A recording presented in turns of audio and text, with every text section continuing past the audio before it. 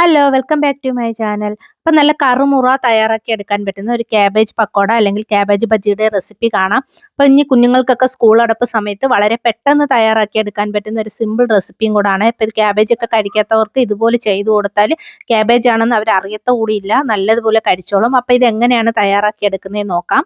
അപ്പോൾ ഇതിനായിട്ട് ഞാനിവിടെ ഇത്രയും ക്യാബേജാണ് എടുത്തിരിക്കുന്നത്. അപ്പോൾ ഇതൊന്ന് കനം കുറച്ചിട്ടൊന്ന് അരിഞ്ഞു കൊടുക്കാം, അല്ലെന്നുണ്ടെങ്കിൽ ഗ്രേറ്റ് ചെയ്ത് കൊടുക്കണമെങ്കിൽ അങ്ങനെ വേണമെങ്കിലും ചെയ്ത് കൊടുക്കാം. ഇതിപ്പോൾ ഞാൻ കനം കുറച്ചിട്ട് നല്ലതുപോലെ അരിഞ്ഞു കൊടുത്തിട്ടുണ്ട്. ഇനി ഇതിനകത്തോട്ട് കുഞ്ഞായിട്ട് അരിഞ്ഞു വെച്ചിരിക്കുന്ന 2 സവാള കൂടെ ചേർത്ത് കൊടുക്കാം. അപ്പോൾ സവാള ചേർത്ത് കൊടുക്കുന്ന സമയത്ത് ക്യാബേജ് മുന്തി നിൽക്കണം, സവാള കുറഞ്ഞ് നിൽക്കണം, ആ ഒരു രീതിയിൽ വേണം ചേർത്ത് കൊടുക്കാനായിട്ട്. അപ്പോൾ ഇതുപോലെ ഇവിടെ ചേർത്ത് കൊടുത്തിട്ട് നന്നായിട്ടൊന്ന് മിക്സ് ചെയ്ത് കൊടുക്കുന്നുണ്ട്. ജസ്റ്റ് ഒന്ന് മിക്സ് ചെയ്ത് കൊടുത്തിട്ടുണ്ട്. ഇനി ഇതിനകത്തോട്ട് അരിഞ്ഞു വെച്ചിരിക്കുന്ന ഒരു പച്ചമുളക് ചേർത്ത് കൊടുക്കുകയാണ്. അതും അത്യാവശ്യം കനം കുറച്ചിട്ട് തന്നെയാണ് അരിഞ്ഞു കൊടുത്തിരിക്കുന്നത്. ഇനി ഒരു കഷ്ണം ഇഞ്ചിയും 4 തുണ്ട് വെളുത്തുള്ളിയും കൂടെ നന്നായിട്ട് ചതച്ചത് ചേർത്ത് കൊടുക്കുകയാണ്.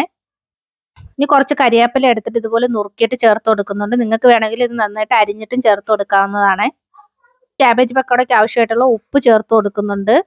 ഇതിനകത്തോട്ട് കടലമാവും കൂടെ ചേർത്ത് കൊടുക്കുന്നുണ്ട്. അപ്പോൾ അതിന് ആവശ്യത്തിനുള്ള ഉപ്പ് നേരത്തെ കൂട്ടി തന്നെ ചേർത്ത് കൊടുക്കുക. ഇനി ഇതിനകത്തോട്ട് കടലപ്പൊടി ചേർത്ത് കൊടുക്കുകയാണ്. അപ്പോൾ ഇതിനകത്ത് എല്ലാം ഞാൻ ക്യാബേജിൻ്റെ ക്വാണ്ടിറ്റിക്ക് അനുസരിച്ച് കടലമാവിൻ്റെ അളവെടുക്കാനായിട്ട് ശ്രദ്ധിക്കുക. അപ്പോൾ ഞാനിവിടെ ഇത്രയും കടലമാവാണ് ചേർത്ത് കൊടുത്തിരിക്കുന്നത്. ഇനി ഇത് നല്ല ക്രിസ്പി ആയിട്ട് വരാനായിട്ട് ഇതിനകത്തോട്ട് കോൺഫ്ലവറിൻ്റെ പൊടിയാണ് ചേർത്ത് കൊടുക്കുന്നത്.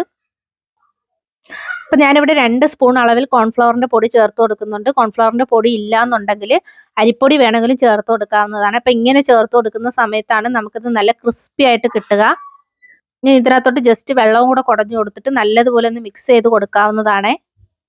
ഇനി അത്യാവശ്യം കളറിനായിട്ട് ഞാനിവിടെ കാശ്മീരി പൊടിയാണ് ചേർത്ത് കൊടുക്കുന്നത്. മുളക് പൊടിയാണ് 2 സ്പൂൺ മുളക് പൊടിയാണ് ഞാൻ ചേർത്ത് കൊടുക്കുന്നത്. ഇനി ഇതിനകത്തോട്ട് ഒരു നുള്ളു ജീരകവും കൂടെ ചേർത്ത് കൊടുക്കാം. ഇനി ഇതിനകത്തോട്ട് കുറച്ച് കായപ്പൊടിയും കൂടെ ചേർത്ത് കൊടുക്കുകയാണ്. മല്ലിയിലയുടെ മണം ഇഷ്ടമുള്ളവർക്കാണെങ്കിൽ കുറച്ച് മല്ലിയിലയും കൂടെ അരിഞ്ഞിട്ട് ചേർത്ത് കൊടുക്കാവുന്നതാണ്. ഞാനിവിടെ ചേർത്തിട്ടില്ല.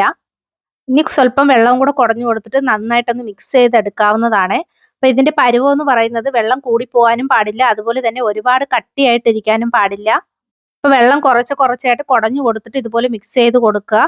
ഒഴിച്ചു കൊടുത്തു കഴിഞ്ഞാൽ ചിലപ്പോൾ വെള്ളം കൂടിപ്പോകാനായിട്ടുള്ള സാധ്യതയുണ്ട്. അപ്പോൾ ഈ ഒരു പരുവത്തിനാണ് നമുക്ക് കിട്ടേണ്ടത്. ഇതുപോലെ കയ്യിലെടുത്തിട്ട് ഇതുപോലെ നമ്മൾ ചെയ്ത് കൊടുക്കുന്ന സമയത്ത് കയ്യിൽ ഒട്ടിപ്പിടിക്കാതെ ഇതുപോലെ വീഴേണ്ടതാണ്. അപ്പോൾ ഈ ഒരു പരുവത്തിന് നമുക്ക് ഇതുപോലെ ഒന്ന് മിക്സ് ചെയ്തെടുക്കാം. ഇനി ഇവിടെ ഒരു ഇരുമ്പ് ചീനച്ചട്ടിയാണ് ഞാൻ വെച്ച് കൊടുത്തിരിക്കുന്നത്. അതിനകത്തോട്ട് എണ്ണ ചേർത്ത് കൊടുത്തിട്ടുണ്ട്.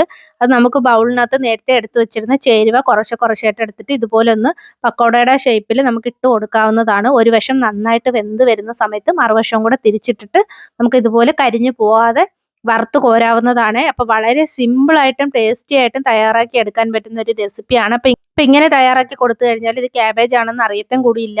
കുട്ടികളൊക്കെ നന്നായിട്ട് കഴിച്ചോളും, അതുപോലെ മുതിർന്നവർക്കും വളരെയധികം ഇഷ്ടമാവും. ഇപ്പം 4 മണി പലഹാരമായിട്ട് സിമ്പിളായിട്ട് ചായയുടെ കൂടെ ഒക്കെ കുടിക്കാൻ പറ്റുന്ന ഒരു റെസിപ്പിയും കൂടാണ്.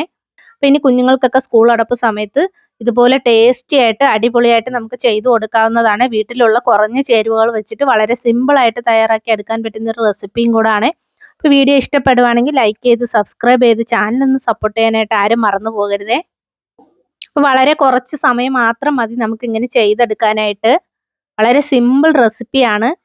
അപ്പോൾ പുറമേ ക്രിസ്പി ആയിട്ടും ഉള്ളിൽ സോഫ്റ്റ് ആയിട്ടുള്ള ക്യാബേജ് പക്കോട വളരെ പെട്ടെന്ന് തന്നെ ഇവിടെ തയ്യാറായി കിട്ടിയിട്ടുണ്ട്. അപ്പോൾ എല്ലാവരും ഒന്ന് ട്രൈ ചെയ്ത് നോക്കണം. വീഡിയോ ഇഷ്ടപ്പെടുവാണെങ്കിൽ ലൈക്ക് ചെയ്യണം.